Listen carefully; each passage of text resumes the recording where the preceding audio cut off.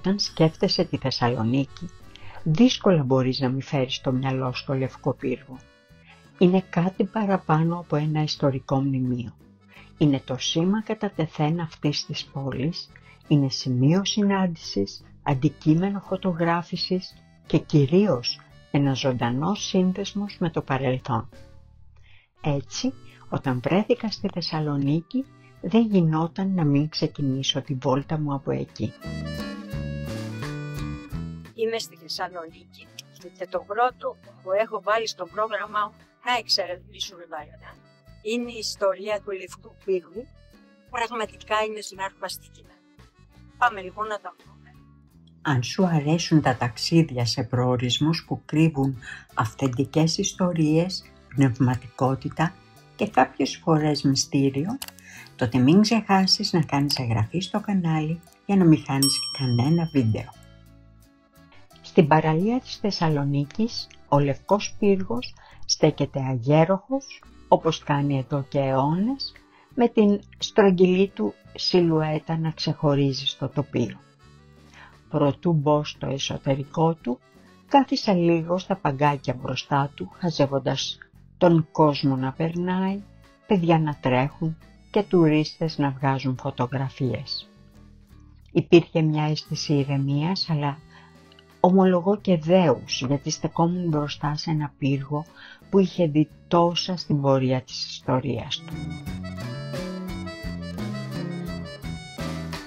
Ο Λευκός Πύργος κατασκευάστηκε περίπου τον 15ο αιώνα από τους Οθωμανούς, πιθανότατα πάνω στα θεμέλια παλαιότερου Βυζαντινού πύργου.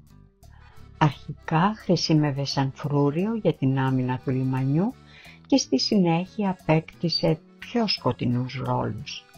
Έγινε φυλακή, τόπος βασανιστήριων, ακόμα και εκτελέσεων.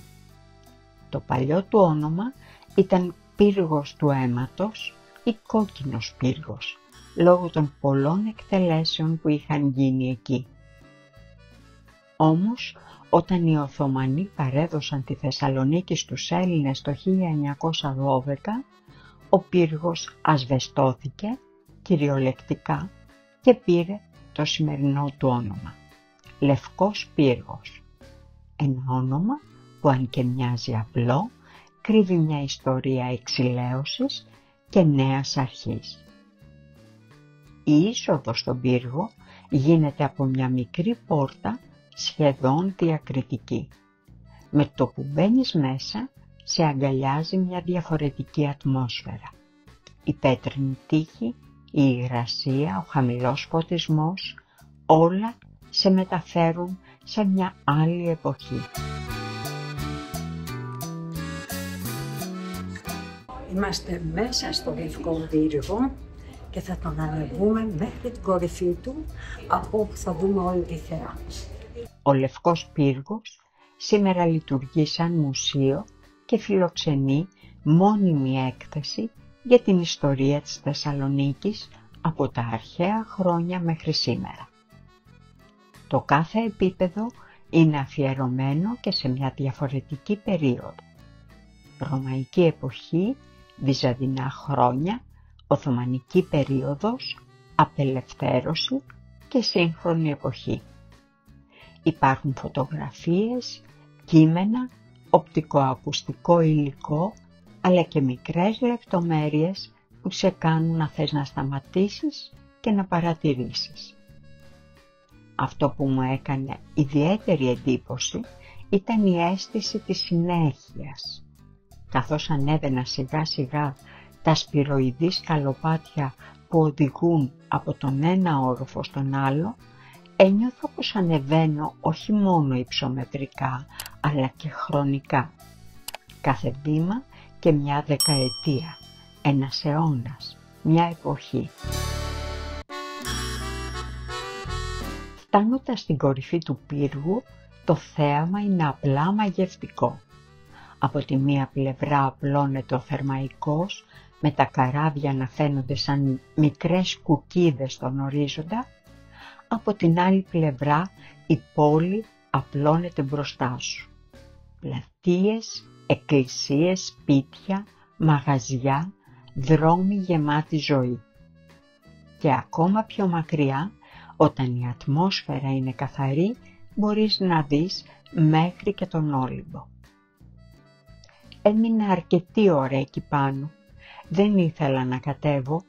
Ήταν σαν να κρατούσα ένα μικρό κομμάτι της ιστορίας στα χέρια μου και σαν να είχα ενώσει παρελθόν με παρόν. Ήταν μια στιγμή ηρεμίας, αλλά ομολογώ και κάποιας συναισθηματικής φόρτισης. Αυτό που κάνει τον Λευκό Πύργο ξεχωριστό δεν είναι μόνο η ιστορική του σημασία, αλλά και το πώς έχει ενσωματωθεί στην καθημερινότητα της πόλης. Είναι ένα μέρος που δεν πάβει να ζει, όχι απλώς σαν μουσείο, αλλά σαν σημείο αναφοράς. Κάθε Θεσσαλονικιός έχει μια ιστορία να διηγηθεί για αυτόν. Ένα πρώτο ραντεβού που δόθηκε εδώ, μια φωτογραφία από παιδική ηλικία, μια σχολική εκδρομή, ένα ηλιοβασίλεμα που δεν θα ξεχάσει ποτέ. Δεν είναι τυχαίο ότι βρίσκεται στο κέντρο της παραλίας της Θεσσαλονίκης. Γύρω του απλώνεται ένας χώρος που σφίζει από ζωή. Καφέ, μουσική του δρόμου, ζευγάρια, τουρίστες, ντόπιοι που κάνουν βόλτα ή ποδήλατο. Και όλα αυτά κάτω από το βλέμμα ενός πύργου που στέκει εκεί αιώνες τώρα, παρατηρητής και μάρτυρας. Η επίσκεψη στο Λευκό Πύργο δεν είναι απλώς μια τουριστική στάση, είναι μια εμπειρία. Είναι το ταξίδι μέσα στο χρόνο, η σύνδεση με τις ρίζες, η ανακάλυψη του εαυτού μέσα από την επαφή με την ιστορία. Είναι αυτό το συναίσθημα που νιώθεις όταν ακουμπάς έναν πέτρινο τοίχο αιώνων και σκέφτεσαι «Κι όμως, είμαι κι εγώ ένα μικρό κομμάτι αυτής της ιστορίας». Αν λοιπόν βρεθείς ποτέ στη Θεσσαλονίκη, μην προσπεράσεις το Λευκό Πύργο. Πήγαινε νωρίς το πρωί ή στο ηλιοβασίλεμα. Πάρε το χρόνο σου, περπάτα αργά, ανέβα μέχρι την κορυφή και κοίτα γύρω σου. Και όταν φύγεις, κράτα μαζί σου την αίσθηση ότι ήσουν κι εσύ, έστω για λίγο, μέρος αυτού του πανάρχαιου ψηφιδωτού που λέγεται Θεσσαλονίκη. Αν σου άρεσε αυτό το βίντεο, μην ξεχάσεις να κάνεις like και εγγραφή στο κανάλι. Η εγγραφή σου είναι πολύ σημαντική, όχι μόνο γιατί μου δίνει τη δύναμη να συνεχίσω, αλλά και γιατί βοηθά το περιεχόμενο να φτάνει σε περισσότερους ανθρώπους που μπορεί επίσης να τους ενδιαφέρει. Είμαι η Τζίνα και μαζί ταξιδεύουμε στην Ελλάδα και τον κόσμο, εξερευνώντας κάθε προορισμό και ανακαλύπτοντας τις μοναδικές κρυμμένες ιστορίες που τον κάνουν ξεχωριστό. Σε ευχαριστώ που ήσουν μαζί μου και σε αυτό το ταξίδι.